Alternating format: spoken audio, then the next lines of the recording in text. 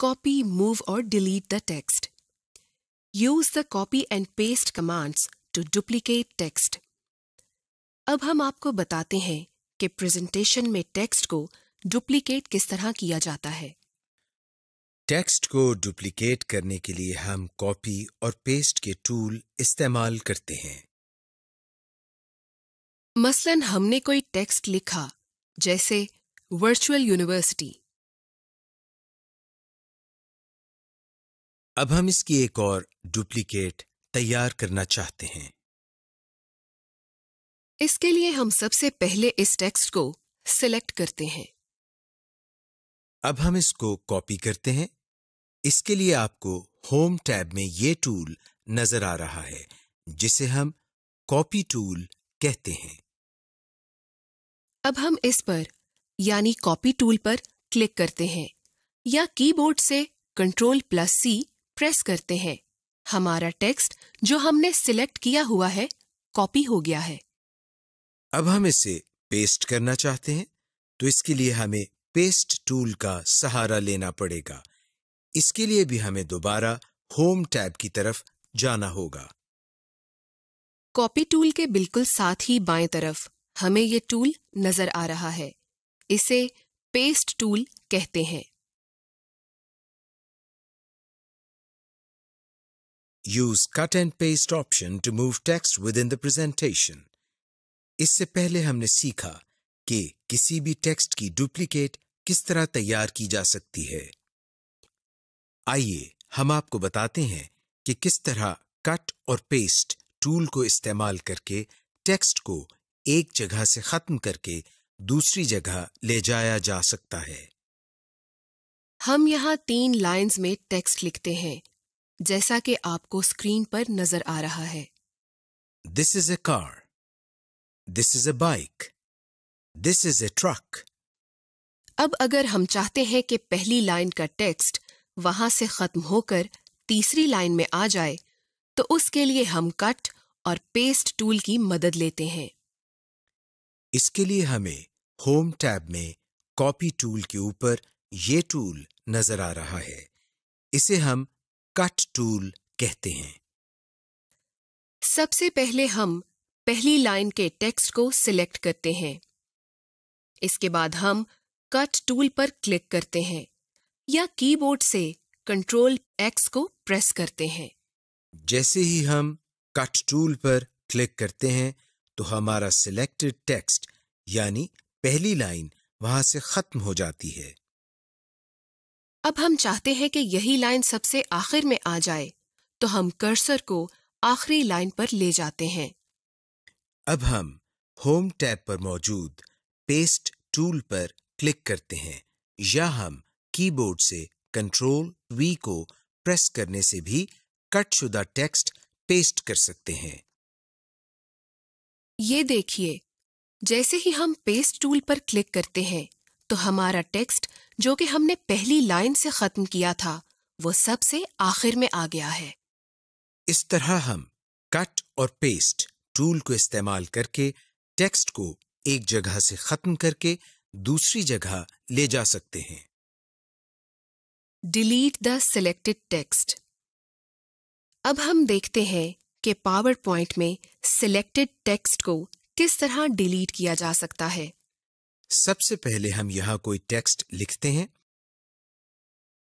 मसलन हम यहां सॉफ्टवेयर टाइप करते हैं।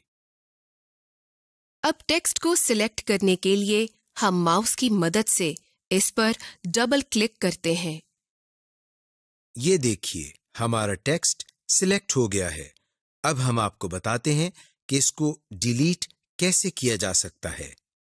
कीबोर्ड पर मौजूद डिलीट बटन की मदद से हम सिलेक्टेड टेक्स्ट को डिलीट कर सकते हैं। ये देखिए, हमारा सिलेक्टेड टेक्स्ट डिलीट हो गया। Copy, move, duplicate the images. Presentation में इमेज को इंसर्ट करना तो हम आपको पहले ही बता चुके हैं। इसी तरीके से आप एक इमेज इंसर्ट कर लें।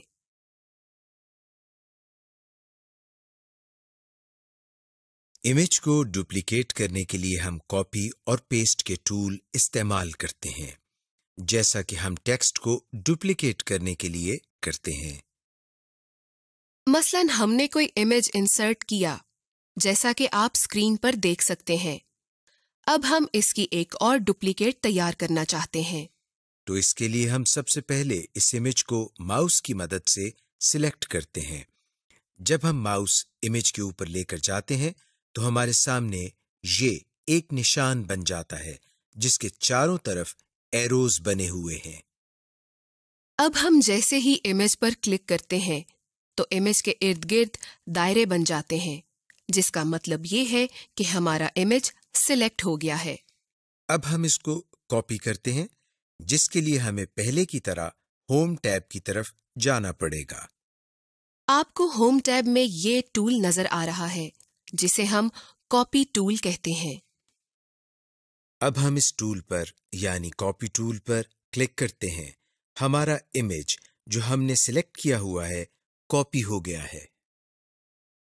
अब हम इसे पेस्ट करना चाहते हैं, तो इसके लिए हमें पेस्ट टूल का सहारा लेना पड़ेगा। इसके लिए भी हमें दोबारा होम टैब की तरफ जाना होगा। पेस्ट टूल से भी आप वाकिफ हैं, जैसा कि हम आपको पहले बता चुके हैं। अब हम जैसे ही इस पर क्लिक करते हैं तो ये देखिए, हमारे इमेज की एक और डुप्लीकेट बन गई है। इस तरह हम इमेज की किसी भी प्रेजेंटेशन के अंदर कॉपी और पेस्ट टूल की मदद से डुप्लीकेट तैयार कर सकते हैं। इसके अलावा यही काम हम माउस को राइट क्लिक करके कॉपी और पेस्ट की मदद से भी कर सकते हैं।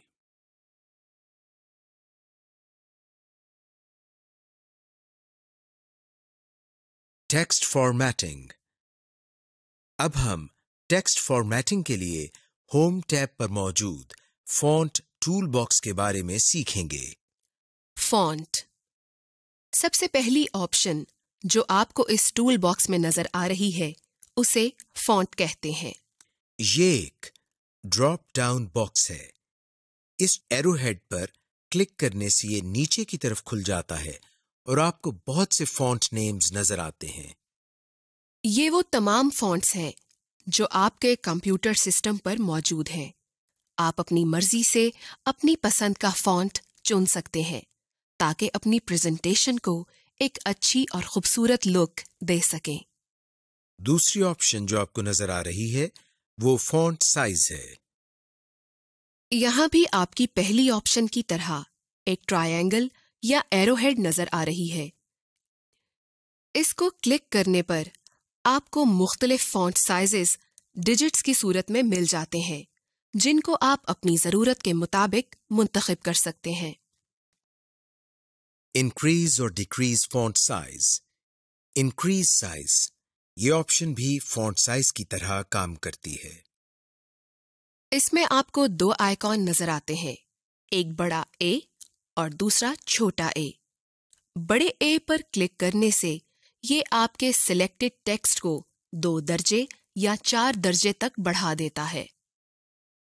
मसलन, अगर आपके टेक्स्ट का साइज 12 है और आप बड़े ए पर क्लिक करते हैं तो इसका साइज 14 हो जाएगा, और अगर आप मुसलसल ऐसा करें तो पावर पॉइंट इस टेक्स्ट का साइज 20 होने तक बतदरीज 2 का इजाफा करता रहेगा। लेकिन जब इसका साइज 20 हो जाएगा तो इजाफा 4 दर्जे हो जाएगा। मिसाल के तौर पर अगर फॉन्ट साइज 20 हो तो आपके बड़े ए को क्लिक करने पर इसका साइज 24 हो जाएगा। यहां आपको स्मॉल ए या छोटा ए नजर आ रहा है। इस पर क्लिक करने से यह बड़े ए के मुखालिफ काम करेगा। मसलन अगर फॉन्ट साइज 32 है तो इसको क्लिक करने पर यह 4 दर्जे छोटा हो जाएगा, यानी इसका साइज 28 हो जाएगा। और अगर फॉन्ट साइज 20 है तो छोटे ए को क्लिक करने पर यह 2 दर्जे छोटा हो जाएगा, यानी इसका साइज 18 हो जाएगा। Clear the formatting. इस आइकॉन की सूरत कुछ यूं है कि एक बड़ा ए और एक छोटा ए और इसके साथ इरेजर या रबर का निशान है। जैसा कि इसका नाम है, क्लियर द फॉर्मेटिंग, इससे साफ जाहिर है कि ये सिलेक्टेड टेक्स्ट पर अप्लाइड फॉर्मेटिंग को साफ कर देता है। फर्ज करें अगर आपने सिलेक्टेड टेक्स्ट का फॉन्ट साइज बड़ा या छोटा किया है या उसे अंडरलाइन, इटैलिक, बोल्ड या कोई और फॉर्मेट अप्लाई किया है, तो इस आइकॉन पर क्लिक करने से ये तमाम फॉर्मेटिंग खत्म हो जाएगी, जैसा कि आपने इसे पहली मर्तबा लिखा था। बोल्ड, ये आइकॉन इंग्लिश अल्फाबेट बी जैसा होता है। इस पर क्लिक करने से ये आपके सिलेक्टेड टेक्स्ट को बोल्ड करता है। बोल्ड आपके टेक्स्ट को नुमायां करता है। ये ऑप्शन इसलिए इस्तेमाल होती है कि जब आप अपनी प्रेजेंटेशन में किसी लफ्ज या लाइन पर जोर देना चाहते हैं या देखने वालों को मुतवज्जे करने या अल्फाज को नुमायां करने के लिए आप अपनी प्रेजेंटेशन में बोल्ड का इस्तेमाल कर सकते हैं। इटैलिक, ये आइकॉन इंग्लिश अल्फाबेट आई जैसा होता है, लेकिन ये एक तरफ झुका हुआ होता है। सिलेक्टेड टेक्स्ट पर इसके इस्तेमाल से वो टेक्स्ट एक तरफ झुक जाता है, जिससे वो दूसरे टेक्स्ट से नुमाया दिखाई देता है।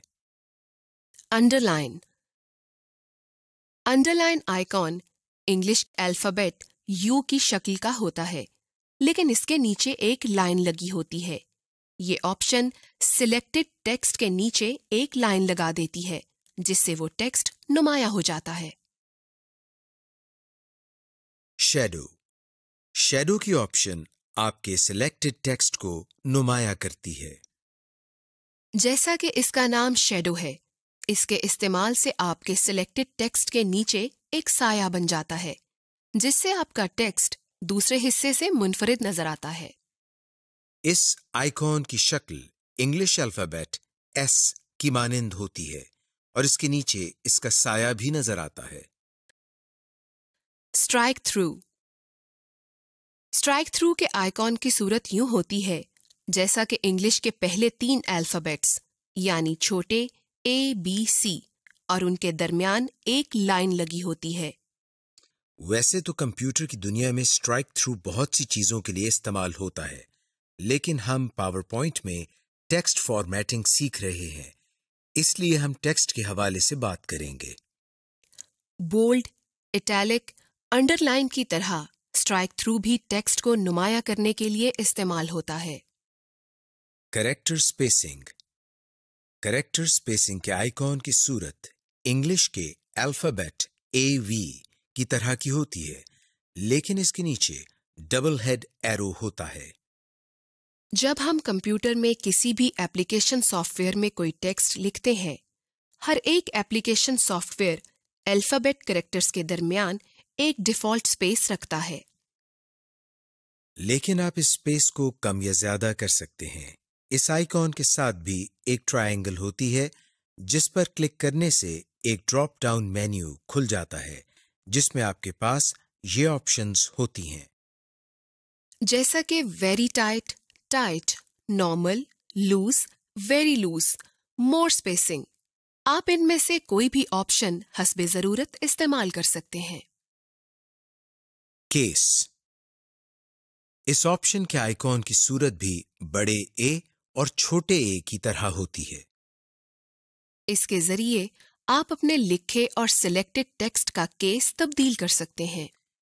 केस से मतलब ये है कि अगर आपने इंग्लिश में कुछ लिखा है और वो छोटे कैरेक्टर्स में है, तो बजाय इसके कि आप कैप्स लॉक ऑन करके उसे दोबारा लिखें, आप इस ऑप्शन के साथ उसको बड़े कैरेक्टर्स में तब्दील कर सकते हैं। इस आइकॉन के साथ भी एक ट्रायंगल होती है, जिस पर क्लिक करने से आपको मुख्तलिफ ऑप्शन मुहैया की गई हैं, जिनको आप अपनी जरूरत के मुताबिक इस्तेमाल कर सकते हैं। फॉन्ट कलर, फॉन्ट कलर के आइकॉन की सूरत इंग्लिश के पहले अल्फाबेट ए की तरह होती है और इसके नीचे एक कलर बार होती है। इसके साथ भी ट्रायंगल होती है, जिस पर क्लिक करने से एक कलर पैलेट जाहिर होती है। इसमें मुख्तलिफ रंग होते हैं, जिनको आप अपनी मर्जी से अपनी जरूरत के मुताबिक इस्तेमाल कर सकते हैं। इसके अलावा फॉन्ट टूल बॉक्स में आपको नीचे की तरफ एक तिरछा एरो नजर आ रहा है, जिसको क्लिक करने पर आपको एक डायलॉग बॉक्स नजर आता है। इसमें तकरीबन वो तमाम ऑप्शंस होती हैं जो हमने अभी सीखी हैं। सिर्फ 2-3 ऑप्शंस का इजाफा है, जिन्हें हम अभी सीखेंगे। Underline type. इस ऑप्शन में आपको अंडरलाइन के मुख्तलिफ डिजाइन्स नजर आ रहे हैं, जिनको आप अपनी जरूरत के मुताबिक इस्तेमाल कर सकते हैं। Underline colour. इस ऑप्शन में आप अंडरलाइन के मुख्तलिफ रंगों का इंतखाब कर सकते हैं। Superscript and subscript. अगर आपने रियाजी के सवालात या इक्वेशन लिखनी हो और उसमें किसी की पावर या बेस वैल्यू लिखनी हो, तो आप सुपरस्क्रिप्ट और सबस्क्रिप्ट इस्तेमाल कर सकते हैं। Use spell check for presentation text. अब हम आपको बताते हैं कि स्लाइड में स्पेल चेक प्रोग्राम को किस तरह इस्तेमाल किया जाता है और जहां जरूरत हो वहां चेंजेस किस तरह की जाती हैं। मसलन हम स्लाइड में कोई लाइन लिखते हैं, जैसे वर्चुअल यूनिवर्सिटी ऑफ पाकिस्तान। इस लाइन में यूनिवर्सिटी के स्पेलिंग्स गलत हैं और इसके नीचे एक सुर्ख लाइन भी आ गई है। हम आपको बताते हैं कि किस तरह स्पेल चेक प्रोग्राम को यूज करके ये स्पेलिंग सही कर सकते हैं। इसके लिए हम रिव्यू टैब में से स्पेलिंग की कमांड पर क्लिक करते हैं या कीबोर्ड पर मौजूद F7 की प्रेस करते हैं। ये देखिए, स्पेलिंग की कमांड पर क्लिक करने से हमारे सामने एक बॉक्स ओपन हो गया है, जिसमें सबसे ऊपर नॉट इन डिक्शनरी के नाम से एक ऑप्शन नजर आ रही है और इसके आगे एक बॉक्स है जिसमें हमें वो स्पेलिंग नजर आ रहे हैं जो कि गलत हैं। और इससे नीचे हमें चेंज टू के नाम से एक ऑप्शन नजर आ रही है, जिसके आगे बॉक्स में सही स्पेलिंग्स दिए गए हैं। और इसके नीचे हमें सजेशंस के नाम से एक ऑप्शन नजर आ रही है, जिसमें हमें सही स्पेलिंग्स के बारे में सजेशन दी जा रही है। अब हम अगर ये स्पेलिंग ठीक करना चाहें तो इसके लिए हमें चेंज के नाम से एक बटन नजर आ रहा है। हम इस पर क्लिक करते हैं। चेंज के बटन पर क्लिक करते ही यूनिवर्सिटी के स्पेलिंग ठीक हो जाते हैं और इसके नीचे से सुर्ख लाइन भी खत्म हो जाती है।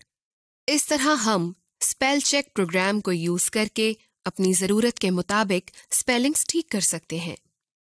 Graphics and charts. इस लेसन में हम आपको बताएंगे कि स्लाइड में मुख्तलिफ ऑब्जेक्ट्स मसलन लाइन्स, रेक्टेंगल, सर्कल वगैरह को किस तरह ड्रॉ किया जाता है। आप जान जाएंगे कि मुख्तलिफ ऑब्जेक्ट्स में कलर किस तरह फिल किए जाते हैं और इनका साइज किस तरह चेंज किया जाता है। इन ऑब्जेक्ट्स को मूव किस तरह किया जाता है और स्लाइड में चार्ट किस तरह क्रिएट किया जाता है। Draw the objects. आइए हम आपको बताते हैं कि स्लाइड में डिफरेंट लाइंस को किस तरह ऐड किया जाता है। इसके लिए होम टैब में मौजूद ड्राइंग ग्रुप में हमें ये ऑप्शन नजर आ रही है, जिसकी मदद से हम स्लाइड में लाइंस लगा सकते हैं।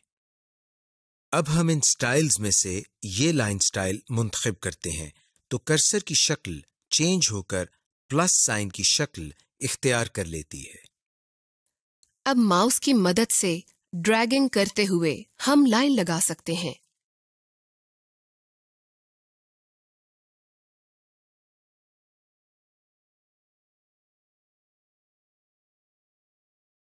Move lines in a slide.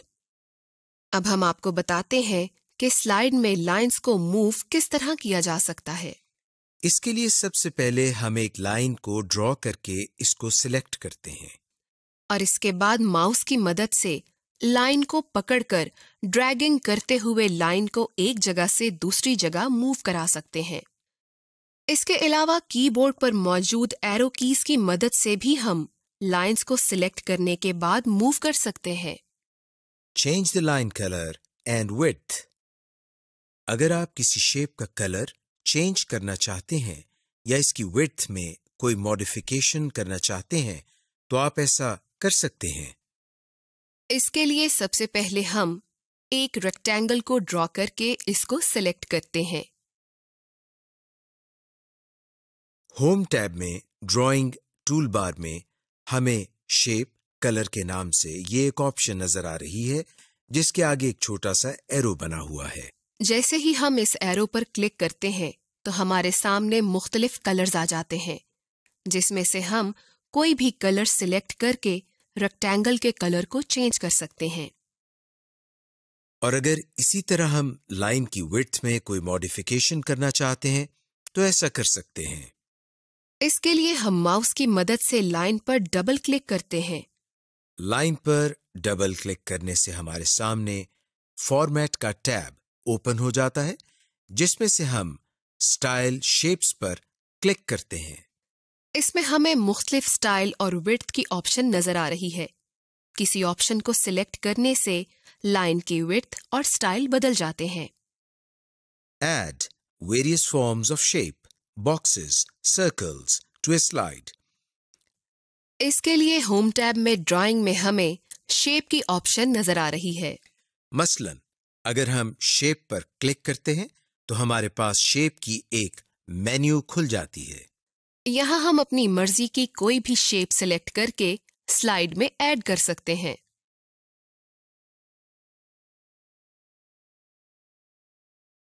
Rotate or flip a drawn object in the slide. अब हम आपको बताते हैं कि स्लाइड में किसी भी ऑब्जेक्ट मसलन रेक्टेंगल, सर्कल, लाइन वगैरह को रोटेट किस तरह किया जाता है। सबसे पहले हम इनमें से कोई भी एक ऑब्जेक्ट मसलन रेक्टेंगल ड्रॉ करते हैं। ये देखिए रेक्टेंगल को ड्रॉ करने के बाद इसके इर्द गिर्द सफेद दायरे से बन गए हैं जिनकी मदद से रेक्टेंगल को छोटा बड़ा किया जा सकता है। लेकिन इन सफेद दायरों के अलावा सबसे ऊपर एक सब्ज दायरा भी है जिसकी मदद से हम किसी भी ऑब्जेक्ट को रोटेट यानी घुमा सकते हैं। कर्सर इस दायरे के करीब ले जाने से कर्सर की शक्ल चेंज होकर एक गोल एरो की शक्ल इख्तियार कर लेती है। अब अगर आप माउस का बटन दबाकर रखते हुए इसको हरकत देंगे तो रेक्टेंगल रोटेट होना शुरू हो जाएगी।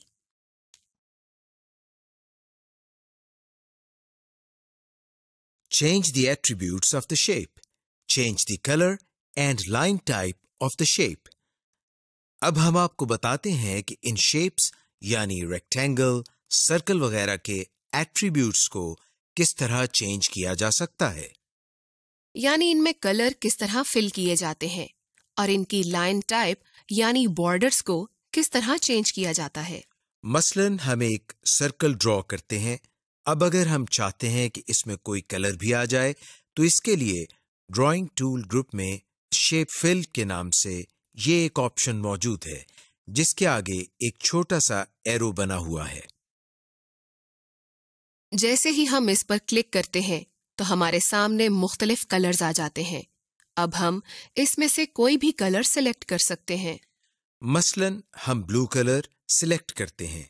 ये देखिए जैसे ही हमने ब्लू कलर को सिलेक्ट किया तो इस सर्कल का रंग जो हमने ड्रॉ किया है ब्लू हो गया है।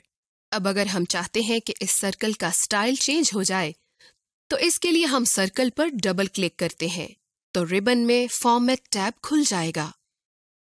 अब आप शेप स्टाइल्स में से कोई भी स्टाइल सिलेक्ट करके इस सर्कल का स्टाइल तब्दील कर सकते हैं। इसका रंग, आउटलाइन का रंग और इफेक्ट्स लगा सकते हैं।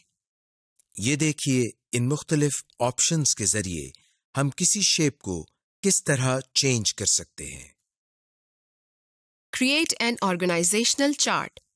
चार्ट एक ऐसा टूल होता है जिसके जरिए हम अपने डेटा को ग्राफिकली दिखा सकते हैं।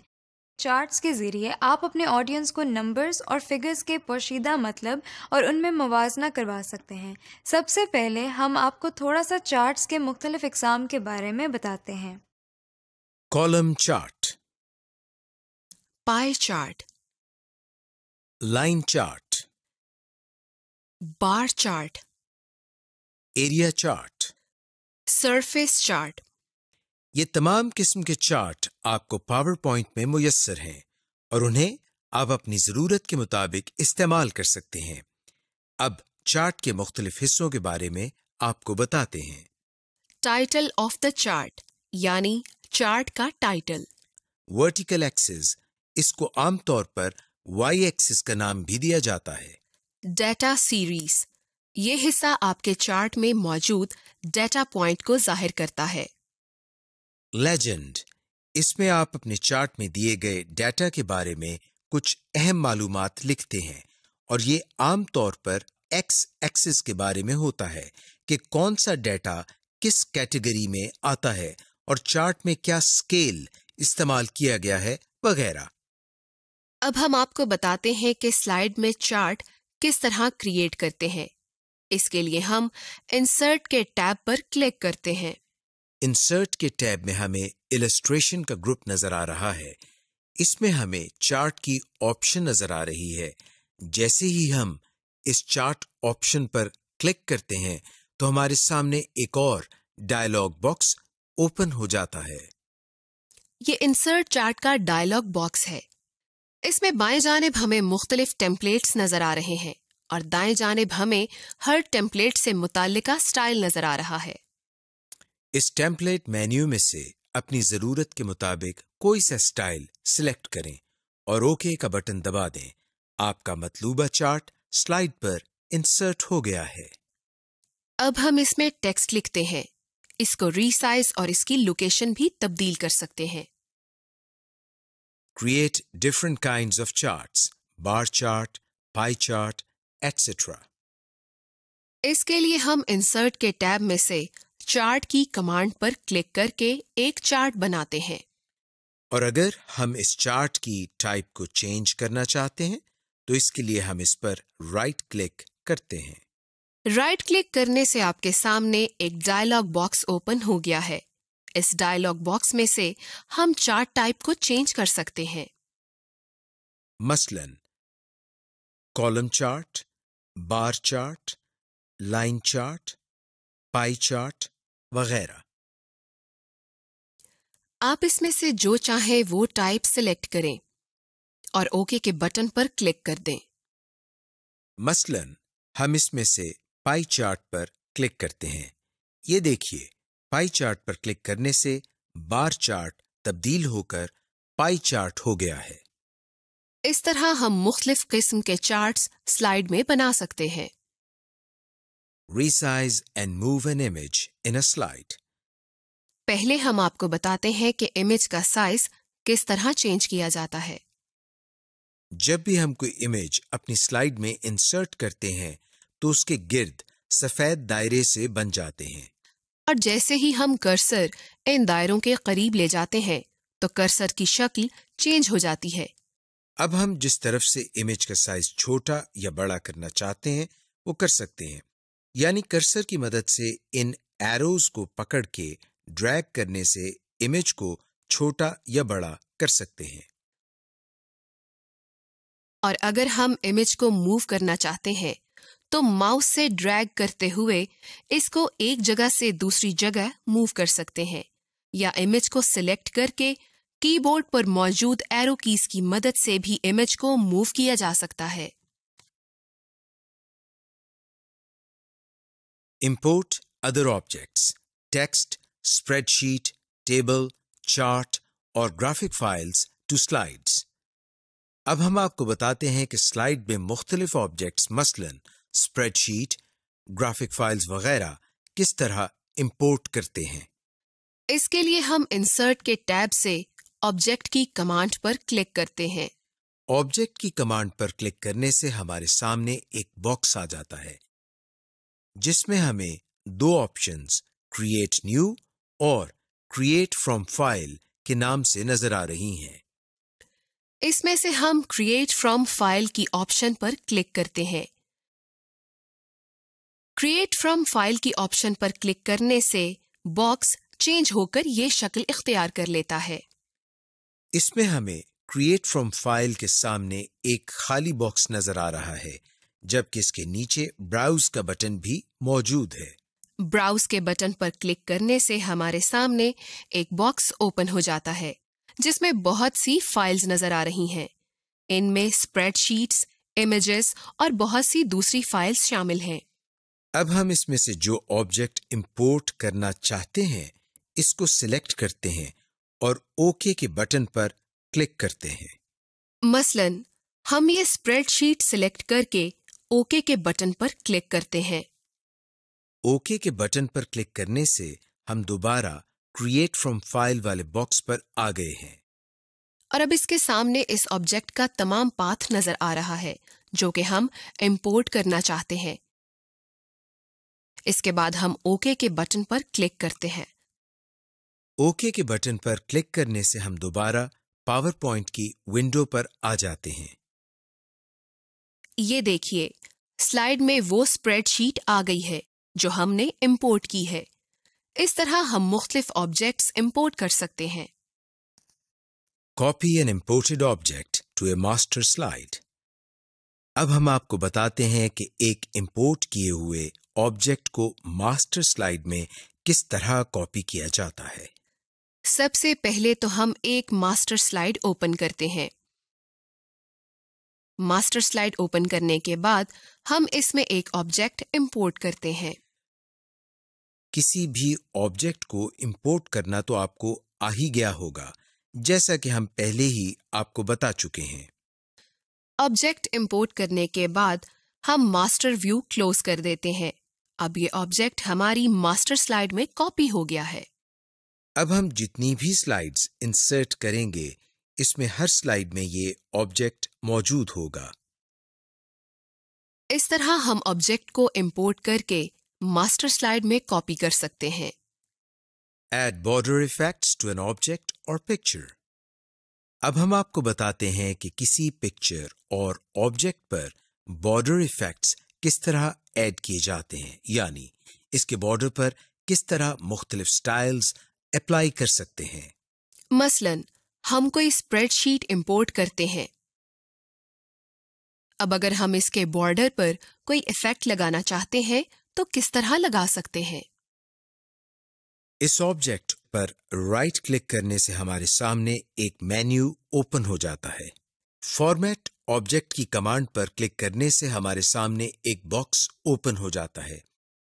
इसमें से हम लाइन कलर्स या लाइन स्टाइल्स के टैब पर क्लिक करते हैं, जिसमें से हम दूसरी ऑप्शन यानी सॉलिड लाइन में से हम इस ऑब्जेक्ट के बॉर्डर पर मुख्तलिफ स्टाइल अप्लाई कर सकते हैं।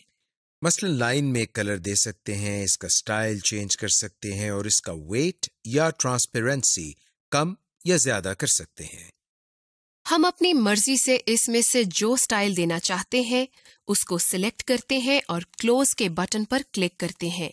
ये देखिए, इस ऑब्जेक्ट के बॉर्डर चेंज होकर वैसे ही हो गए हैं जो कि हमने सिलेक्ट किए हैं। Printing and distribution. Slide orientation को किस तरह चेंज किया जाता है। प्रेजेंटर के लिए स्लाइड में नोट्स किस तरह ऐड किए जाते हैं। स्पेल चेक प्रोग्राम को किस तरह यूज किया जाता है। स्लाइड को मुख्तलिफ व्यूज में किस तरह प्रिंट किया जाता है। सबसे पहले हम आपको बताते हैं कि आप स्लाइड प्रेजेंटेशन के लिए एक सूटेबल आउटपुट फॉर्मेट किस तरह सिलेक्ट करते हैं। इसके लिए हम डिजाइन टैब में पेज सेटअप की कमांड पर क्लिक करते हैं। आपके सामने पेज सेटअप का डायलॉग बॉक्स ओपन हो गया है। इसमें सबसे पहले आपको स्लाइड्स साइज्ड फॉर के नाम से एक ऑप्शन नजर आ रही है और इसके नीचे एक बॉक्स नजर आ रहा है जिसके आगे एक एरो बना हुआ है। आइए हम इस एरो पर क्लिक करते हैं। एरो पर क्लिक करने से हमारे सामने एक लिस्ट ओपन हो गई है जिसमें हमें मुख्तलिफ आउटपुट फॉर्मेट्स नजर आ रहे हैं। मसलन on screen show, letter paper, overhead, banner, 35 mm slide वगैरह।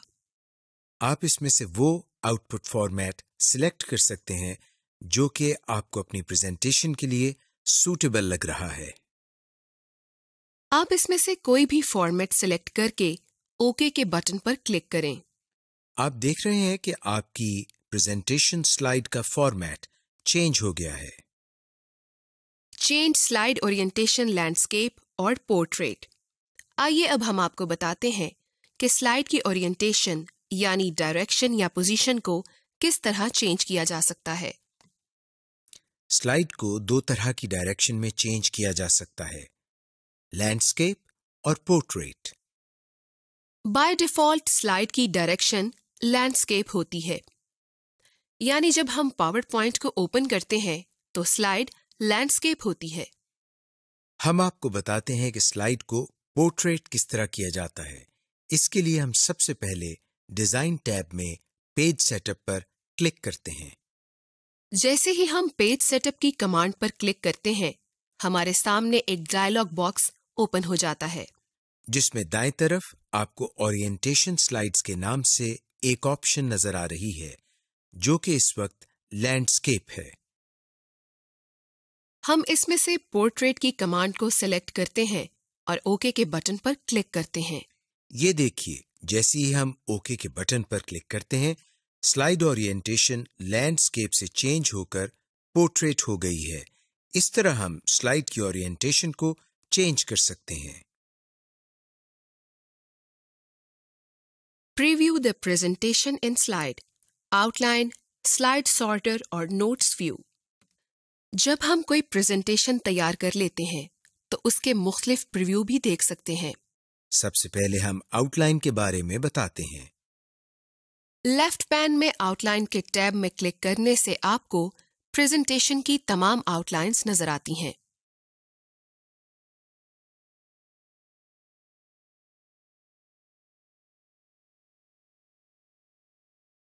स्लाइड सॉर्टर व्यू देखने के लिए हम व्यू के टैब में से स्लाइड सॉर्टर की कमांड पर क्लिक करते हैं। ये देखिए, जैसे ही हम स्लाइड सॉर्टर की कमांड पर क्लिक करते हैं तो हमारी प्रेजेंटेशन का व्यू स्लाइड सॉर्टर व्यू में चेंज हो गया है। और अगर हम नोट्स पेज व्यू देखना चाहते हैं तो व्यू के टैब ही में से नोट्स पेज की कमांड पर क्लिक करते हैं। ये देखिए, आपके सामने नोट्स व्यू नजर आ रहा है। इस तरह हम स्लाइड के मुख्तलिफ प्रीव्यू देख सकते हैं। Print slides in various views and outputs. हम स्लाइड्स को मुख्तलिफ व्यूज में प्रिंट कर सकते हैं। इसके लिए हम कोई प्रेजेंटेशन ओपन करते हैं जिसमें डिफरेंट स्लाइड्स हों। अब हम इसको प्रिंट की कमांड देते हैं, जिसके लिए हम फाइल के टैब में से प्रिंट की कमांड पर क्लिक करते हैं या कीबोर्ड की मदद से Ctrl+P प्रेस करते हैं। ये देखिए, जैसे ही हमने प्रिंट की कमांड पर क्लिक किया है, हमारे सामने एक मेन्यू आ गया है। इस मेन्यू में हमें प्रिंट, प्रिंटर और सेटिंग्स के नाम से ऑप्शंस नजर आ रही हैं। प्रिंट की ऑप्शन में आपको कॉपीज की ऑप्शन नजर आ रही है। इसका मकसद ये है कि आप इस मुतालिका प्रेजेंटेशन डॉक्यूमेंट की कितनी कॉपीज प्रिंट करना चाहते हैं। प्रिंट के बटन से प्रेजेंटेशन डॉक्यूमेंट प्रिंट हो जाएगा। इससे नीचे प्रिंटर में आप अपने प्रिंटर की सेटिंग्स या जिस प्रिंटर के जरिए प्रिंट लेना है उसको सिलेक्ट कर सकते हैं। प्रिंटर से नीचे सेटिंग्स की ऑप्शन है, जिसमें आपको ये ड्रॉप डाउन लिस्ट नजर आ रही है। इस लिस्ट में पहले से आपको प्रिंट ऑल स्लाइड्स की ऑप्शन सिलेक्टेड नजर आ रही है। इसके जरिए आप प्रेजेंटेशन में मौजूद तमाम स्लाइड्स प्रिंट कर सकते हैं। इसको क्लिक करने पर आपको print current slide, print selection और प्रिंट कस्टम रेंज की ऑप्शंस नजर आती हैं। आप इन ऑप्शंस को अपनी जरूरत के मुताबिक सिलेक्ट करके इस्तेमाल कर सकते हैं। स्लाइड्स टेक्स्ट बॉक्स में आप स्लाइड नंबर के हिसाब से स्लाइड्स को प्रिंट कर सकते हैं। इसके नीचे एक और ड्रॉप डाउन लिस्ट है। इस लिस्ट के जरिए आप एक पेज पर एक पेज पर 2 या मुख्तलिफ ऑप्शंस के मुताबिक स्लाइड्स का प्रिंट ले सकते हैं। इसमें आपके पास स्लाइड्स को फ्रेम, फिट टू पेज और हाई क्वालिटी प्रिंट की ऑप्शंस मौजूद हैं। कोलेटेड की लिस्ट के जरिए आप अपनी स्लाइड्स को ग्रुप वाइज कंबाइन करके प्रिंट ले सकते हैं। यानी आप स्लाइड्स का सेट डिफाइन करके जैसे 1 2 3 या 1 1 1 2 2 2 3 3 3 के हिसाब से प्रिंट ले सकते हैं। कलर ड्रॉप डाउन लिस्ट में आप सिलेक्ट कर सकते हैं कि आपने प्रेजेंटेशन डॉक्यूमेंट को ब्लैक एंड व्हाइट प्रिंट करना है या कलर्ड प्रिंट लेना है। ये ऑप्शन उस वक्त काम आएगी जब आप कलर प्रिंटर इस्तेमाल कर रहे हों। Slide show effects. इस लेसन को करने के बाद आप जान जाएंगे कि स्लाइड में एनिमेशन इफेक्ट्स किस तरह लगाए जाते हैं, इन इफेक्ट्स को चेंज किस तरह किया जाता है, और स्लाइड में ट्रांजिशन इफेक्ट्स किस तरह ऐड किए जाते हैं। प्रीसेट एनिमेशन, पहले से दिए गए इफेक्ट्स और एनिमेशन। सबसे पहले हम आपको बताते हैं कि स्लाइड में एनिमेशन इफेक्ट्स किस तरह लगाए जाते हैं। इसके लिए हम स्लाइड में कुछ लिखते हैं। मसलन हमने यहाँ पाकिस्तान लिखा और फिर इस टेक्स्ट को सिलेक्ट करते हैं और इसके बाद रिबन में से एनिमेशंस के टैब पर क्लिक करते हैं। एनिमेशन के टैब में हमारे पास मुख्तलिफ ऑप्शंस नजर आ रही हैं, जैसे advanced animation timings preview. Animation preview के जरिए आप एनिमेशन का प्रीव्यू देख सकते हैं। एनिमेशन के मेन्यू में एरो पर क्लिक करें तो एनिमेशंस की एक लंबी लिस्ट आपके सामने आ जाती है। इस लिस्ट में मुख्तलिफ किस्म के इफेक्ट्स और एनिमेशंस हैं। आप सिलेक्टेड ऑब्जेक्ट या टेक्स्ट पर कोई भी एनिमेशन लागू करके देख सकते हैं। ये देखें, स्विबल की एनिमेशन लगाने से पाकिस्तान लिखा हुआ किस तरह से एनिमेट हो गया। इसी तरह आप अपनी पसंद और ज़रूरत के मुताबिक एनिमेशन सिलेक्ट करके टेक्स्ट पर लगा सकते हैं। ये तमाम एनिमेशन इफेक्ट्स हैं जो कि हम इस स्लाइड में ऐड कर सकते हैं। हम इसमें से टेक्स्ट पर क्लिक करते हैं और एक इफेक्ट लगाते हैं। आप देख रहे हैं कि इफेक्ट लगाते ही टाइमिंग ऑप्शन इनेबल हो गई और इस इफेक्ट की मुख्तलिफ प्रॉपर्टीज आ गई हैं, जिसमें सबसे पहले स्टार्ट के नाम से एक कमांड है और इसमें ऑन क्लिक लिखा हुआ है और इसके शुरू में माउस बना हुआ है, जिसका मतलब ये है कि जब हम माउस क्लिक करें तो ये इफेक्ट चले।